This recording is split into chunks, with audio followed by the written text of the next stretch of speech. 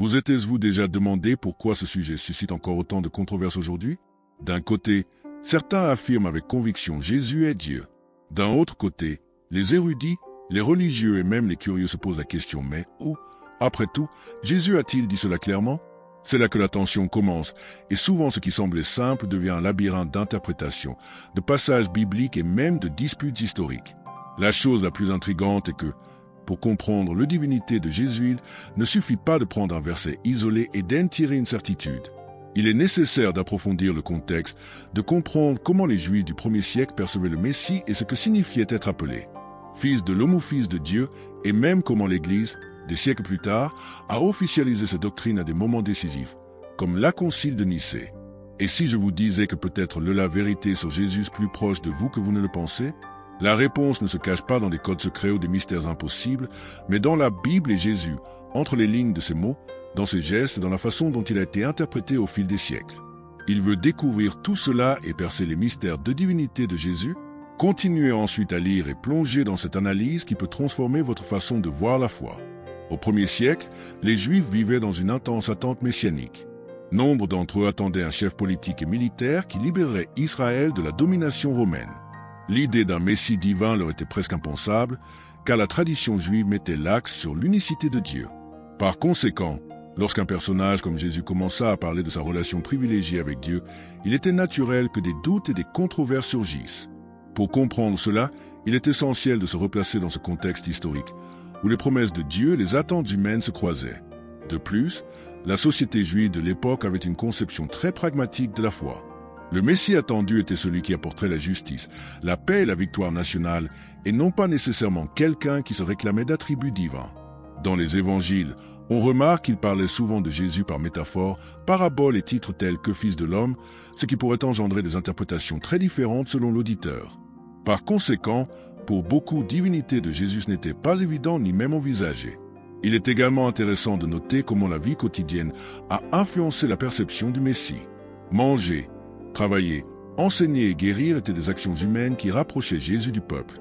Pour les Juifs de l'époque, un Messie partageant la vie commune semblait plus plausible qu'un Messie se présentant comme fils de Dieu au sens littéral.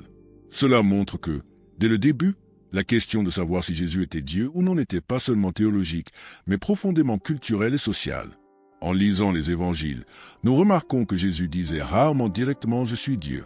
Il utilisait plutôt des expressions comme « Fils de l'homme »,« Fils de Dieu » ou le simple « Je suis ».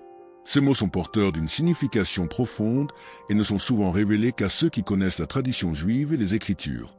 C'est comme s'il parlait en code, incitant chaque auditeur à réfléchir à sa véritable identité. Non évangile de Jean, nous voyons plusieurs passages où Jésus affirme indirectement son identité.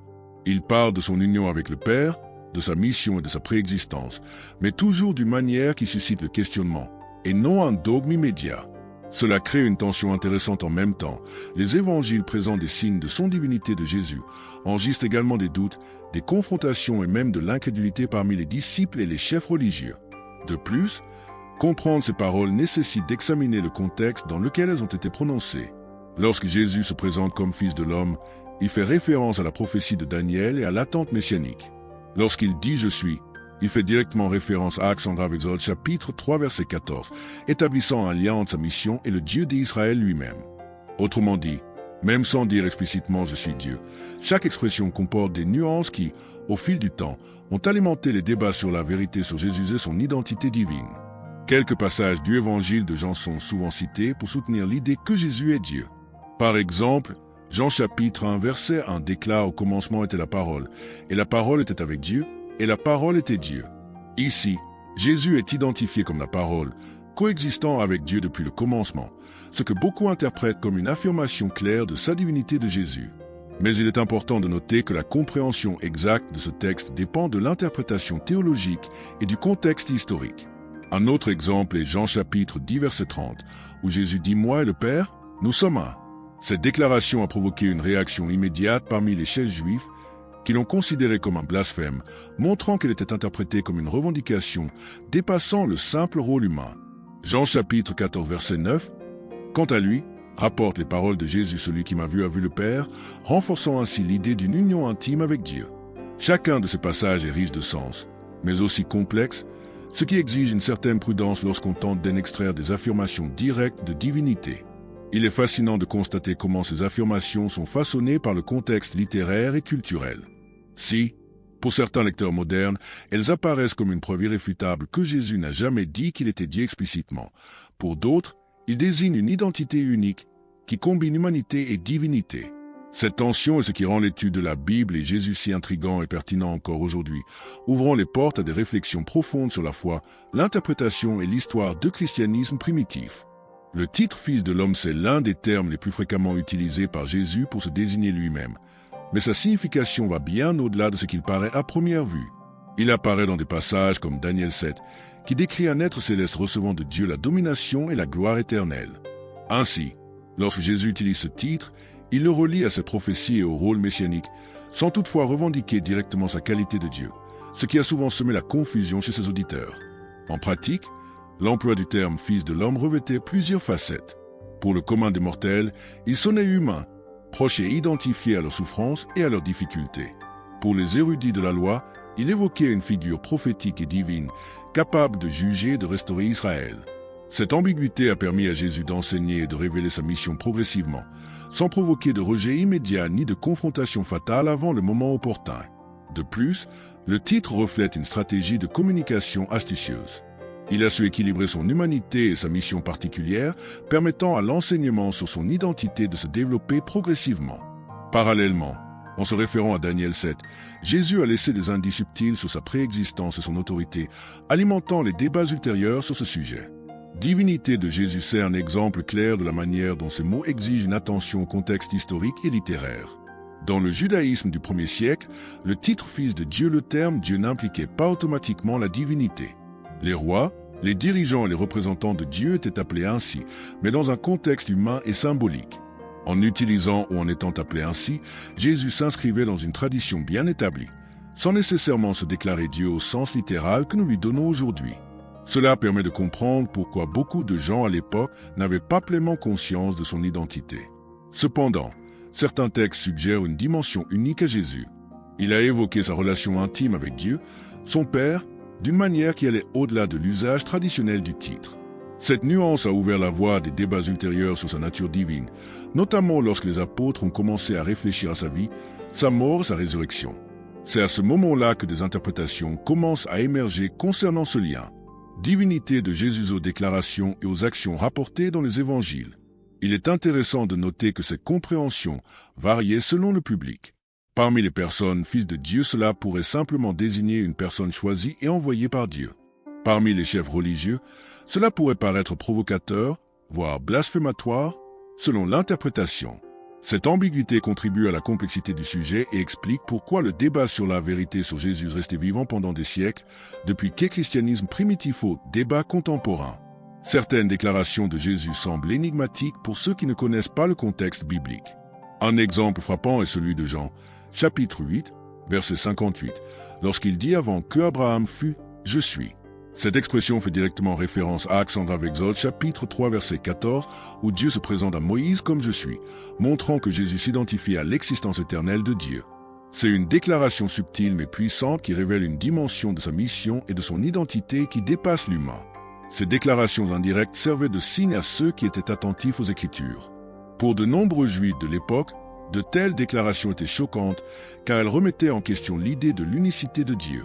Mais pour les disciples qui méditaient sur les paroles de Jésus à la lumière des prophéties et de leur expérience avec lui, ces expressions indiquaient une divinité de Jésus qui ne deviendra que plus claire avec le temps et le récit de l'Évangile de Jean. De plus, ces paroles montrent comment Jésus a su concilier révélation et mystère. Il n'a pas toujours déclaré directement sa divinité, mais a laissé des indices pour une compréhension progressive. Cela a contribué à enseigner, à remettre en question et à ouvrir la voie à l'Église primitive pour élaborer une doctrine officielle sur le sujet des siècles plus tard. Divinité de Jésus et son rôle unique dans l'histoire du salut. Tout au long des évangiles, nous constatons que de nombreux Juifs ont réagi avec choc ou hostilité aux déclarations de Jésus.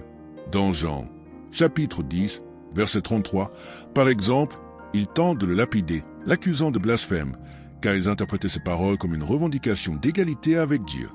Cela montre comment la perception de divinité de Jésus n'était pas évidente et, à leur avis, défiait la tradition et la loi juive. Cette réaction révèle également le soin avec lequel Jésus devait transmettre son message. Il savait que des déclarations directes sur son identité pouvaient provoquer un rejet immédiat. L'utilisation de titres comme fils de l'homme ou des expressions comme je suis, il a réussi à transmettre une profondeur théologique, mais sans s'exposer complètement, laissant place à la réflexion et au discernement parmi ses disciples. De plus, l'hostilité des chefs religieux met en évidence la tension entre les attentes messianiques et la réalité présentée par Jésus. Alors que le peuple admirait les miracles et les enseignements, les érudits de la loi voyaient un danger dans ses paroles, notamment lorsqu'elle abordait la notion de fils de Dieu. Ceci explique en partie le conflit historique sur la question de savoir si Jésus n'a jamais dit qu'il était Dieu explicitement. Il est fascinant de constater que les paroles de Jésus étaient souvent indirectes, mais que les apôtres ont commencé à les interpréter plus explicitement. Paul, Jean et d'autres auteurs du Nouveau Testament ont réfléchi à sa vie, à ses miracles et à sa résurrection, renforçant l'idée que divinité de Jésus par exemple, des passages qui étaient auparavant subtils ont reçu des interprétations qui ont affirmé leur nature divine, créant un pont entre l'enseignement de Jésus et la foi émergente. Cette différence d'approche met également en évidence la dynamique entre expérience personnelle et théologie. Si Jésus s'exprimait de manière à susciter réflexion et discernement, les apôtres devaient consolider leur message auprès d'une communauté grandissante. Ainsi, des textes tels que l'Évangile de Jean et les lettres de Paul commencèrent à insister davantage sur ce point. Jésus est Dieu, sans contredire ses paroles originales, mais en élargissant son sens à la lumière de la foi. De plus, il est important de noter que ces interprétations ne sont pas nées de nulle part. Elles reflétaient des débats internes, des contextes culturels et les défis de l'évangélisation. Il en est résulté un corpus de textes et de traditions qui ont contribué à façonner la compréhension de la divinité de Jésus non-christianisme primitif, même si aujourd'hui encore, cela suscite des discussions sur la question de savoir si Jésus n'a jamais dit qu'il était Dieu directement. Au cours des premiers siècles, l'Église fut confrontée à d'intenses débats sur la nature de Jésus. Discussions et conciliations théologiques cherchaient à clarifier s'il était humain, divin ou les deux. Concile de Nicée 325 après JC a été une étape importante dans ce processus, déclarant officiellement que Jésus est Dieu, coexistant avec le Père et établissant les fondements de la doctrine chrétienne que nous connaissons aujourd'hui. Ces débats ne sont pas nés de nulle part. Ils reflétaient la nécessité d'organiser la foi face aux différentes interprétations et à l'émergence d'hérésies. Réflexions sur des textes de l'Évangile de Jean, des titres comme fils de l'homme, fils de Dieu, et les expériences de foi des premières communautés ont contribué à consolider la compréhension de Jésus comme divin, montrant comment l'Église primitive a interprété ses paroles à la lumière de la tradition et de l'Écriture. Il est frappant de constater à quel point ces décisions ont façonné le christianisme au fil des siècles. Définir Jésus comme Dieu n'était pas seulement une question théologique, mais aussi sociale, politique et culturelle, influençant liturgie, croyances et pratiques. Ce processus contribue à expliquer pourquoi, encore aujourd'hui, le débat sur la question de savoir si Jésus n'a jamais dit qu'il était Dieu reste pertinent et provocateur pour les croyants, les érudits et les curieux. Même après des siècles d'études et de conciles, la question de divinité de Jésus continue de susciter des débats. Parmi les chrétiens, les interprétations des évangiles et des lettres apostoliques divergent pour les juifs et les musulmans. Jésus est perçu comme un prophète humain ou un messie, mais pas comme Dieu. Cela montre que, quelles que soient les décisions historiques, la perception de son identité suscite encore réflexion, parfois conflit. De plus, les biblistes modernes continuent d'étudier les textes originaux en analysant les contextes culturels et linguistiques. Nombreux sont ceux qui se demandent si Jésus n'a jamais dit qu'il était Dieu ou si ses déclarations ont été interprétées différemment au fil des siècles. Cette tension entre tradition, interprétation et preuves historiques maintient le sujet vivant, suscitant curiosité et débat parmi les croyants et les érudits. Enfin, la controverse porte également sur les expériences personnelles de foi. Chaque individu, en lisant la Bible et Jésus, peut être confronté à des questions d'identité, d'autorité et de finalité.